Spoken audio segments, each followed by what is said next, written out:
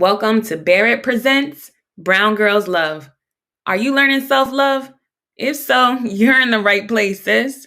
Join me, your favorite homegirl, educator, and research practitioner of self-love literacies as I dive into the painfully beautiful, healing, funny, and spiritual knowings and stories of self-love. If you're a melanated woman and you know you deserve love, then let's journey together. Hey y'all, welcome to episode 103 of Brown Girls Love. Woo, woo, woo, woo, woo.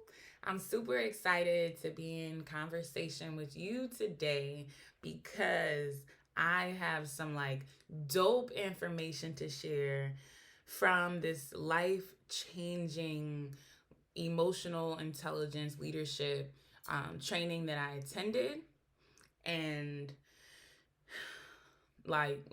let's just get into it. Let's get into it. So, one of the things that stood out to me the most, um, you know, things that I had been aware of, but really this training cemented my understanding of is how my limiting beliefs or behaviors have been detrimental to my life right now. So sometimes we develop different strategies or mindsets, belief systems, ways of being to help us survive the harm that we've encountered as children or as adults. And so it's important when we can become aware of these limiting beliefs or behaviors that we can pause to think about what is the reward of enacting these mindsets or behaviors, and what's the cost of enacting these mindsets or behaviors. And I really, really got to sit and grapple with and unpack these concepts in ways that really, really get me excited about the possibilities for life and the possibilities for our vision for life and what we have created for ourselves. And so I'm going to jump right into it. Story time. I sing. I sing, I ad lib. It's going to happen. You may or may not like it. Sorry, not sorry. Okay, so my own limiting beliefs and mindsets. And so I think that when I was first called to think about this, I automatically thought about giving up my power, um, distrusting myself, choosing to feel sad, right? This is where I started with my beliefs or mindsets that I believe were holding me back. And on further investigation, I realized that an underlying limiting belief that I was having was this resonance with being a victim, a resonance with being a scared little girl. And I know that I started my podcast, episode 1, talking about some of the childhood traumas that I had been through as a child of an alcoholic parent. And I think about now in hindsight why I started there.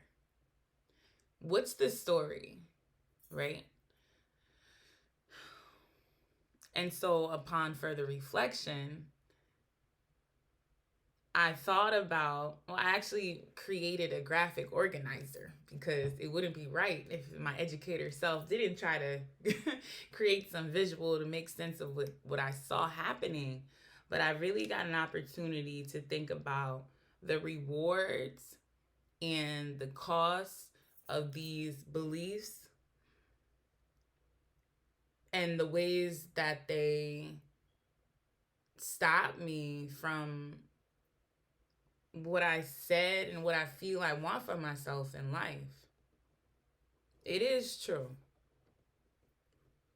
it is true that people that I love, have hurt me physically, emotionally. I think, like, interrupted my girlhood in ways that I did not deserve. It is true that I was scared as hell. Scared in ways I think a child should not be, especially in their own home. And so when I think about how these old strategies served me as a child and through adolescence and in relationships with men and friends, this position of victim and scared little girl has manifested in ways that have allowed me to give over my power. They, a reward, if I'm the victim, right, somebody has to come save me, hopefully. If I'm the victim, I get to cry. I get to be sad. The rewards of being the victims mean I get to wallow in these emotions. How could they do this to me? I get to, avoid dealing with conflict, avoid, having to take agency, which in some ways may not seem like a reward, but I feel like power comes to mind here because as a child, being a victim seems to make sense. But as I grow up, as I'm a grown ass woman, right, I have agency, right? So there were costs of me as a kid being a victim and a scared little girl, and as an adult playing out these same behaviors. And this cost looks like silencing myself. The cost looks like, whew, the cost looks like betraying myself. The cost looks like giving up power. The cost looks like not missing out moments of happiness in life. The cost looks like never really feeling fulfilled because there's always something being done to me, always, right? And so I don't want to dismiss, right, the real ass emotions that have come along with and the trauma that from the trauma that I've endured, right? I've felt all the things across the gamut, maybe way too soon, way too early, way too often, far too long.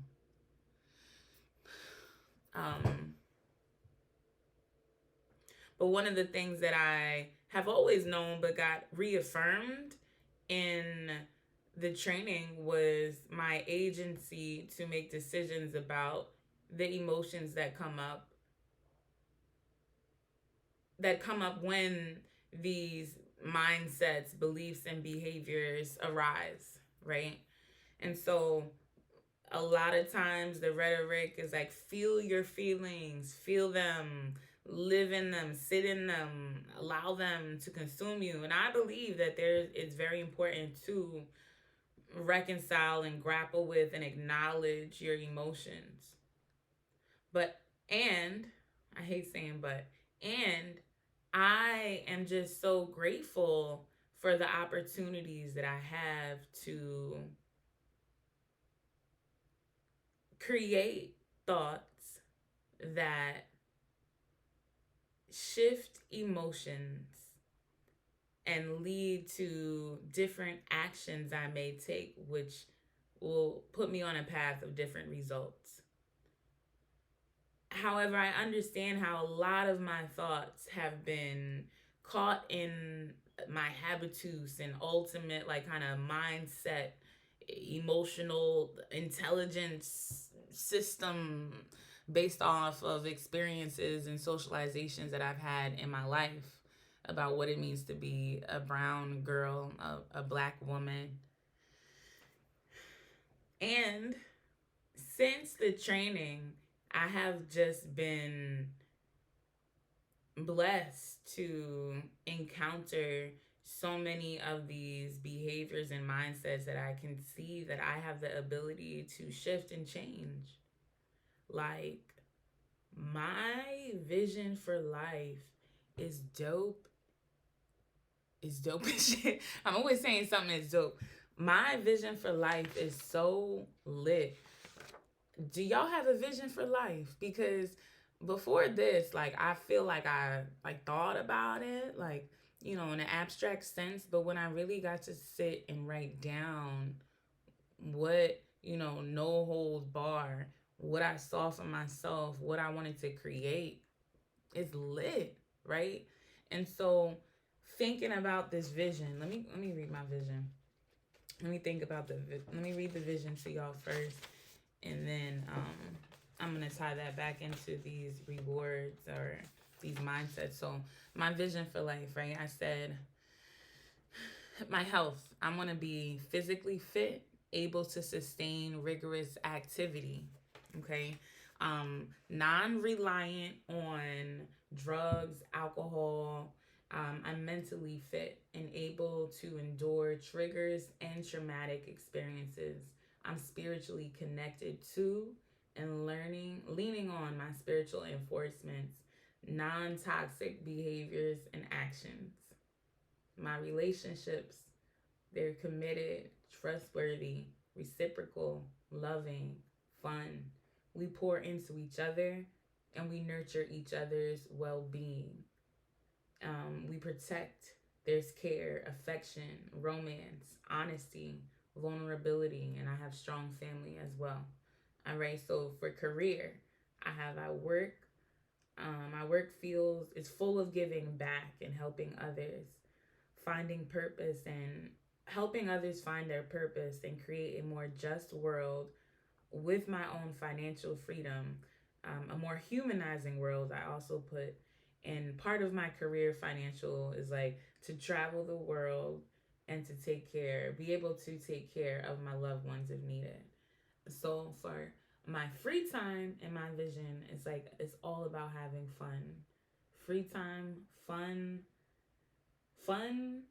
adventures, exploring the world, experiencing new things, being with and appreciating myself and the people I love, strengthening my family and community. That's very important to me. Like, I, some of my free time seems like work, maybe for some, but part of my vision, a lot of my vision, I'm very passionate. I'm very, very passionate about giving back and serving, especially the Black and brown community.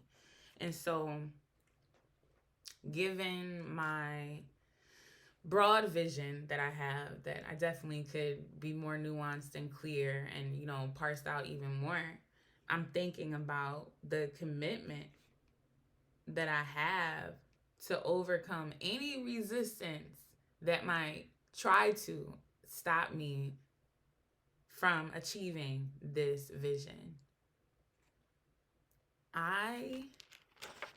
Sis, you, bruh, if you listening, bro, y'all, we are all so freaking worthy of not paying this cost, right? We are worth so much more than the cost of our limiting beliefs and behaviors and mindsets. We are. I am. We are. We are. And when I even sit about it now, it just makes me so excited about what could be, what will be, because not only do I deserve it, but I really believe that I can make this happen. We can make this happen. The possibilities are endless and it's so delicious and it tastes so good. Goals, right? And with vision, there's also goals. I have some of those as well. I don't even need to read to tell y'all my goals, because for the next year, by the end of this year, by next year, May 2022, I'm gonna be like, y'all, I did it. I did it. I did it. I did it. I met the love of my life. Y'all, he is amazing. Like, you want to meet him? He right here. Y'all, my business is international. I've actually done work with Black girls and work around diversity, equity, and inclusion around the world. And my doctoral studies, they're paid for. Like, no worries, and they paying me even more money just to be here to read, think, and write at the number one Ivy League graduate school of education in the country. And you know what? I have traveled to more places in the past year than I've been in my whole life. It's crazy. Okay, so just saying that stuff makes me so excited. Have you ever just sat in the energy of what will be now, right now? Have you done it? Please do if you have not, sis. If you have not already, please think about the following. One, what is your vision for life, right? What are your health? What in regards to your health, your career, your relationships, your free time, all right? Let's start there. What is that vision? And actually put it down on paper. All right? And then I want you to think about the goals. What goals do you have for the next year that will propel you towards whew, this vision that you have? This awesome vision. Ugh. And then, like, really considering the limiting beliefs, mindsets, behaviors, attitudes that were needed, but maybe not needed anymore. Or maybe some you just acquired that you just need to get rid of altogether to help, just keep you on that journey. The journey is not going to be clear. The path is not clear. It is not straight. However, this commitment to overcoming resistance and resiliency and passion and faith and vigor and fun and life, like all of that, get excited. Get excited because it is exciting. Love, brown girls love. What does this all have to do with love? This is all about this training, the things that I learned really.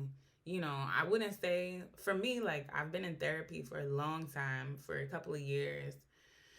I've had other experiences, other trainings. This was really, really dope. I have a medium Reiki spiritual mentor. Shout out to Tony. Hey, hey.